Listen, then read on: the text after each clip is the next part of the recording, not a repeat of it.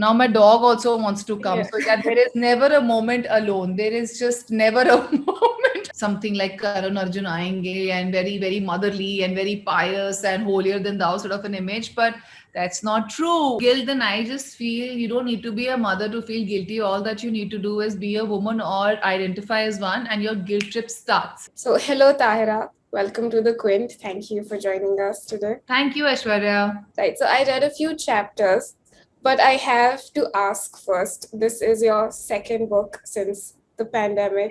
How to write two books in less than 2 years? Please tell us.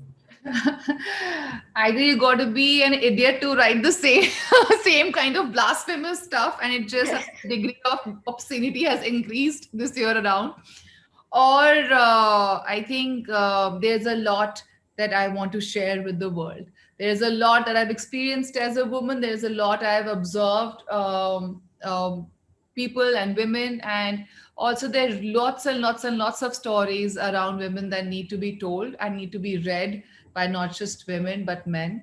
So if till now we were thinking that women are being stereotyped, once you make it to the category of a mother, then you absolutely, I don't know what's the the stronger word for stereotype, but then it's just you're in a box, because mom has to be something like Karan Arjun aayenge and very, very motherly and very pious and holier than thou sort of an image, but that's not true.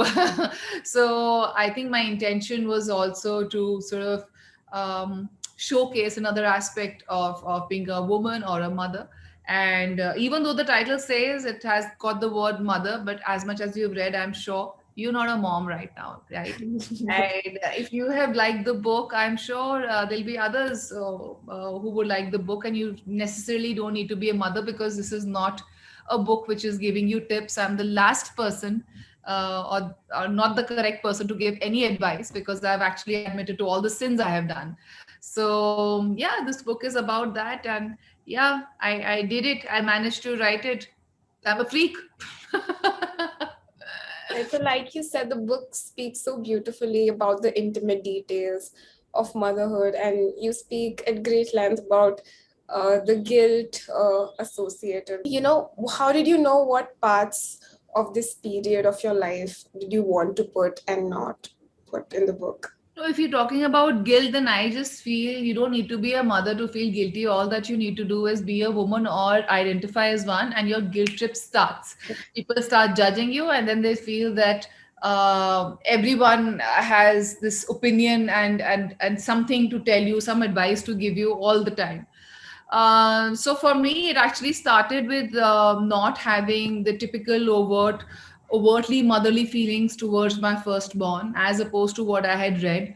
I had read the moment your baby is born, you fall in love, and there is this lovely bond between the two of you. And this is what I had read, I had heard, and I was all prepped up for it. And this is not to undermine the people who have felt like that, but then there are a lot of people like me who perhaps did not essentially have this motherly love from the word go. It took some time. In fact, when the baby was born, the doctor just wanted to hand me over the baby, and I refused to open my arms. I was just not in that zone, and she was looking at me with judging eyes, and the maximum that I could do was wriggle my nose against his. And then I told the doctor, take him to his family. And the doctor's also looking at me in the most judging way, that what do you mean his family? You are the closest family. It took me time to figure out that relationship. And so the guilt trip started at that point of time. There are people in society trying to make you feel guilty for not having a normal birth, not a so only a vaginal birth is considered to be normal. And a cesarean is perhaps the medal has been stripped off you. Then I had gained a lot of weight. I was guilty about that. I was trying to shed weight. I was guilty about that, because why am I taking 40 minutes of my time away from my child and trying to work it out in the gym? So I have been a freak case, but I've also realized I'm not the only one. So a lot of mothers, especially Indian mothers, are always, they make their kids or their husband or another person the center of the universe, and all the happiness and all the goals and aspirations are pinned onto them. So I really wanted to address that, and yeah, I've done it in the most humorous and fun way. Hope you find it funny, because Yeah. So your the book that came out earlier last year, 12 Commandments of Being a Woman, that was so widely loved, and it was very relatable to people across multiple age groups, right? Did you know at that point of time that you will eventually also be writing a separate book about motherhood? Or why this separation? Why did you feel to make this separation between the two books? Or was it just more like an extension for you, this book as an extension of 12 Commandments of Women? Honestly, it was not very intentional. I did not perceive but that my earlier book would get so much of love. The 12 Commandments got a lot of love and appreciation, and the fact that the stories don't end just at 12 Commandments. There's so much more to tell, the experiences, and yeah, somehow I don't know. I've had these funny incidents in my life, and I'm sure all of us have. I've just put it in words. And the fact that I felt that there is more which needs to be told, and of course a lot of encouragement by my publisher. She was at it. She was like, you write, you write, you write. And then I wrote and I shared it with her, and she was quite in splits. And I've realized if she is happy, that means it's at my cost. So so yeah, she was having fun at my cost. So no, so then it just became a very organic extension, if you'd like to say, to the earlier one, because the tonality and the way of storytelling, and it's quite the same, and that's just become my voice. And that's the same voice you'll find in I if you hear a podcast of mine, or if you see a short film, or and I hope now the feature film. So it's just an extension of who I am, and that's the kind of voice that I have. Tyra, you've also written about your relationship with your body after pregnancy and how much it has changed and evolved, and you have changed so much. So tell us a little bit about that. Yeah, no, I went on to become a whale, then tried to reduce weight. Then it just has been a ping pong sort of a talking of ping pong. I hope you've read the Bangkok chapter. Yeah, I did not know such a thing exists. But now you do. Shit, I'm spoiling for you. Yeah, I there mean, is I was vicariously scarred as well. coaching on it. I had the same reaction that you did.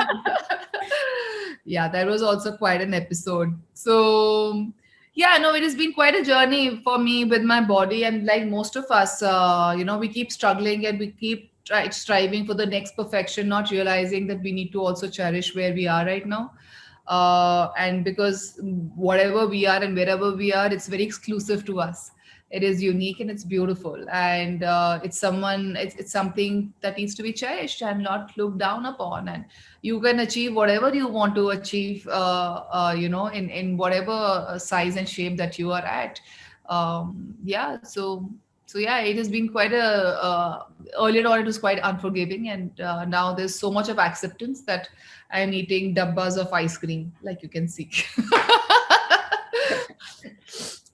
Another thing that I wanted to ask was that you never uh, mention your husband's name in the book, and neither do you use any other alterations or any other forms of addressing him. But what you do say is my boy. So, what was your intention behind this? I mean, this is a journey of a woman, and that's me, and it's irrespective of the partner. But it so happened that now, what do? I started dating him since 18, and so half of my life, more than half of my life, has been with him. So my incidents are going to have him in the picture.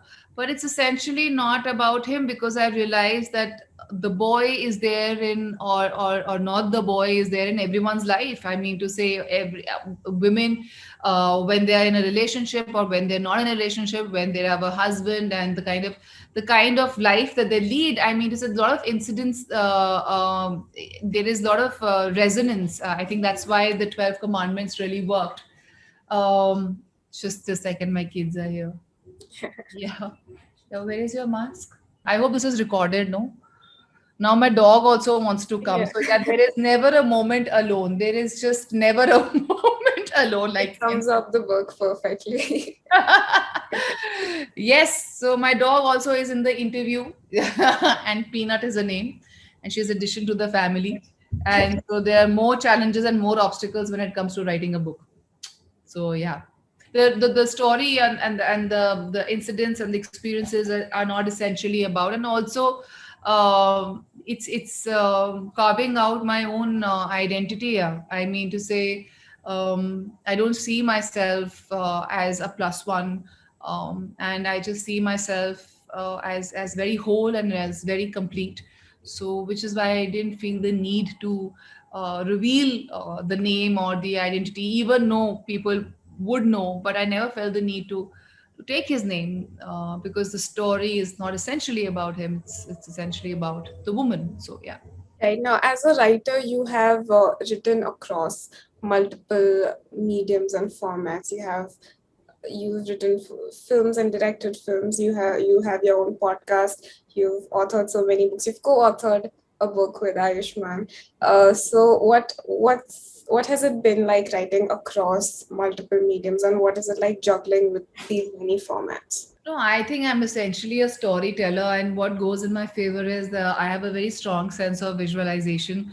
So it really helps me cut across all mediums. So you can't take out the storyteller in me, and I just perpetually feel the need to tell stories. In fact, when I was about like 4 or 5 years old, I was in pre-nursery, and that was the first comment by my teacher. And I go back to that in my report card. She said she's the grandmother of the class. She likes to tell stories. So I guess that has been me ever since I was a kid. And so, if you take away, if you don't let me make short films, I'm going to, do podcasts. If you don't let me do that, I'm going to write books. And if you don't want to let me do that, I'm going to go onto my own social media and I'm going to put up the lockdown tales like I did the last time. And so I'm just so glad and happy that there's various mediums where I can take the essence of storytelling. So that's what I am. I'm a storyteller. Have you thought of merging these medium or these formats or mediums at any point of time? Maybe adapting your work into a film. That's a good idea, though I haven't yet, honestly speaking. But never say never. I don't know where life takes and where the journey goes. But as of now, nothing on the cards and no such intention. But like I said, never say never. Couple of years, we've really seen so much of you reflected in your work and the spirit that you put out and hold. Like Body of Work sort of like strongly came out soon after you recovered and you won the battle against breast cancer. And you have multiple times, mentioned that you just had so much of optimism when you were going through it. But now that you look back at that period of time in your life, how do you see it? I've been writing ever since. I've been doing plays. I'm a theater director. I used to direct plays. And the feature film that I've now made in 2021, the script I wrote in 2016. So, and my health scare happened in 2018. So I have been always writing, and I've always been doing, but things take time to happen and to manifest. And also, it takes time for you to evolve as a person and be ready for stuff in your life, for bigger goals in your life. So I just took that health challenge as an opportunity for myself to evolve as a person. And I guess storytelling is a part of it. And yeah, I look back at my journey as a small chapter of my life, and there are many more chapters to be lived. So like is the case with each one of us. So yeah. Before we go, tell us what you've been reading and what you've been working on and what can we see next. Yeah, I have really, no, I genuinely want to just consume art now. Like I have been, honestly speaking, this year I have been just working back to back. First of all, the first 3 4 months I was writing my book. The next 3 4 months I was doing pre-production of my film, and I just wrapped up two weeks back or a week and a half back my film. I just shot it, so I have worked most part of this year and really had no time to sort of read or watch stuff. But now I want to take some time out and just do that. So thank you so much, Tahira. It was great talking to you. Thank you, Ashwarya. Awesome. Thank you so much. And do read the entire book.